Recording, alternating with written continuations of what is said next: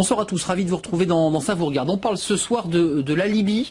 Les forces de la coalition ont lancé une nouvelle offensive ce soir contre les forces du colonel Kadhafi. Et puis il y avait ce débat à l'Assemblée nationale pour évidemment placer le rôle de la France, resituer son action, jusqu'où la France veut et entend aller. On fait le point ce soir sur ce dossier. Protéger les civils d'un côté ou se débarrasser du colonel Kadhafi.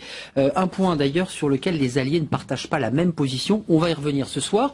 Et puis un autre dossier sensible. Qui va diriger cette coalition des volontaires?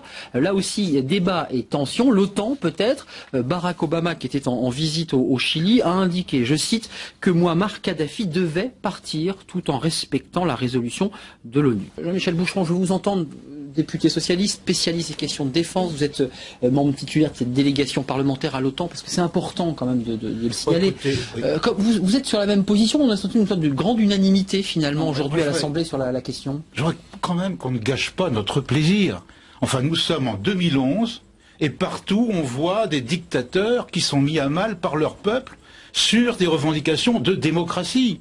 C'est même pas vers l'islamisme qu'ils vont, c'est pas vers une autre dictature, c'est vers la démocratie. La liberté, pour le moins. Alors moi, j'ai critiqué la diplomatie de M. Sarkozy sur la Tunisie, parce que c'était, bon, sur l'Égypte, c'était inexistant, et là, c'est bon. Et c'est bon. Bon, on a là le dictateur qui veut reprendre en main son pays et une opposition qui est en train de se faire massacrer. Et nous faisons en sorte que, eh bien, ils essayent de redresser un peu la tête. Bon, et puis bon, disons-le clairement. Moi, le sentiment que j'ai eu, c'est que les États-Unis étaient derrière la France. Et pas l'inverse. Ouais. Derrière la France et la Grande-Bretagne. Et pas l'inverse. On a vu Alain Juppé d'ailleurs le dire en quelque sorte. Et d'ailleurs, à mon avis, les semaines et les jours qui vont venir vont apporter la démonstration à Hassan que là, les États-Unis sont plutôt derrière. Vous nous dites ce soir, et je donne la parole à Qatar Abou Diab, à Isabelle Lasserre, vous nous dites qu'on pourrait prendre les rênes et le contrôle de cette coalition, et c'est un Français qui pourrait peut-être diriger la coalition. C'est ça que vous impliquez dans le... Moi, je crois que la question n'est pas là. Hein. Nous sommes un groupe de pays solidaires. Hein, qui faisons en sorte que la démocratie puisse passer, ne se pas assassiner en Libye. Alors on va nous dire, mais que vous faites rien au Bahreïn, vous faites rien au Tibet. Mais la Libye, c'est notre voisin. Bon, c'est notre avenir, il est dans la Méditerranée, et donc nous intéressons un peu plus effectivement à la Libye. Comment vous vous situez? Il y a l'OTAN qui peut effectivement prendre le contrôle. Bon, il y a cette option, il y a d'autres options. Il y a même les Italiens là qui sont pas complètement satisfaits eux non plus. La Libye est une ancienne colonie, c'est compliqué pour eux. Il n'y a que deux options, hein. C'est un commandement américain ou une organisation OTAN. Bon, alors dans quelques jours, on va nous expliquer que ce ne sera pas sous commandement OTAN, mais qu'on va utiliser les moyens de planification de l'OTAN. Tout ça, on joue un peu sur les mots.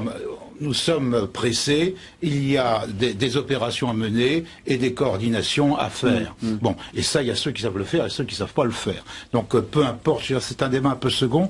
Dans la conversation qu'on a tenue à l'instant, il y a un point important qui est un peu hors sujet, mais à mon avis sur lequel il va falloir avoir une certaine considération, c'est que je crois qu'il commence à y avoir un vrai problème allemand en matière de dynamique européenne. Hein, sur ce dossier, mais si vous prenez le dossier de l'euro, si vous prenez le dossier financier, si vous prenez d'autres dossiers nucléaires... Volonté de se démarquer, oui, il y a une stratégie de démarcation... et en Afghanistan aussi.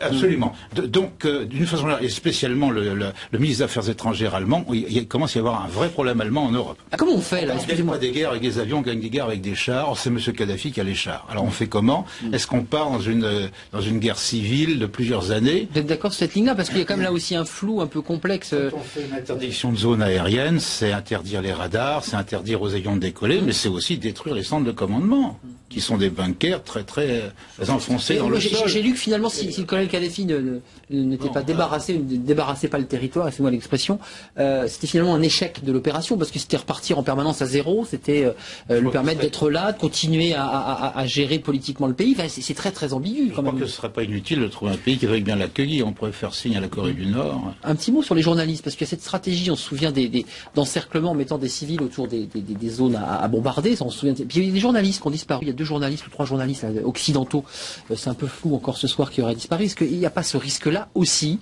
que le colonel Kadhafi enlève des journalistes et qu'effectivement ça complique un peu plus le travail M. Kadhafi est un personnage très dangereux. Très dangereux. N'oublions pas que Al-Qaïda se promène dans la zone, que M. Kadhafi a des armes chimiques, etc., etc. Donc c'est quand même pas un personnage subalterne. C'est un type qui peut être très dangereux et donc il faut faire ce qu'il faut. Il y a une espèce de double discours. À la fois, il est agréable et on l'accueille comme un chef d'État quand on négocie des ventes d'armes et autres. Et puis là, aujourd'hui, il est devenu très dangereux. C'est toujours très compliqué, finalement, entre la réelle politique et les difficultés qu'on a avec ces personnages qu'on appelle des dictateurs.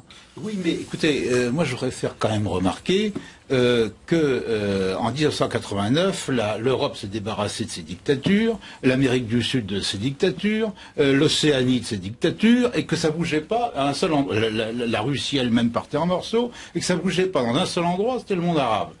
Bon, nous, en tant qu'État, on est bien obligé de négocier, de discuter avec les États existants. Alors maintenant, c'est le réveil des peuples.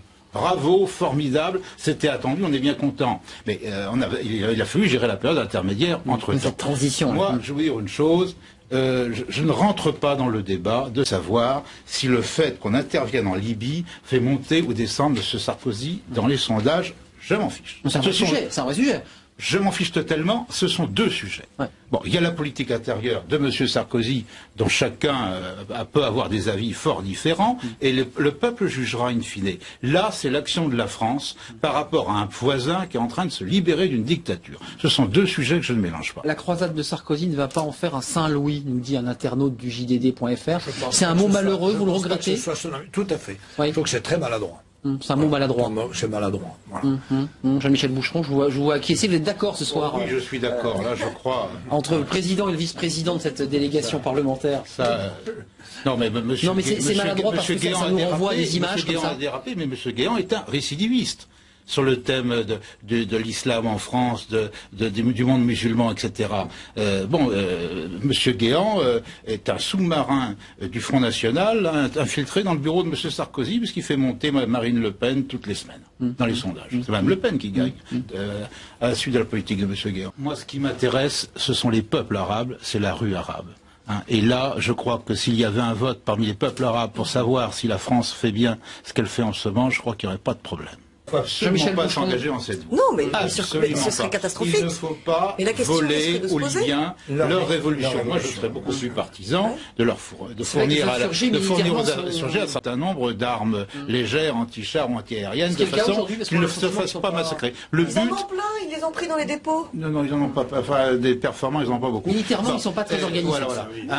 En plus. Jean-Michel Boucheron, moi, je crois simplement qu'il faut leur faire en sorte que ces gens-là ne se fassent pas massacrer par Kadhafi. Voilà le but, il n'y en a pas d'autre. Ils font leur libération eux-mêmes, nous ne devons pas leur voler leur révolution. Merci Isabelle Lasserre, merci Guy Tessier, merci à Jean-Michel Boucheron, président de la Commission de la Défense, merci à Jean-Michel Boucheron pour le Parti Socialiste et merci à Qatar Abou Diab.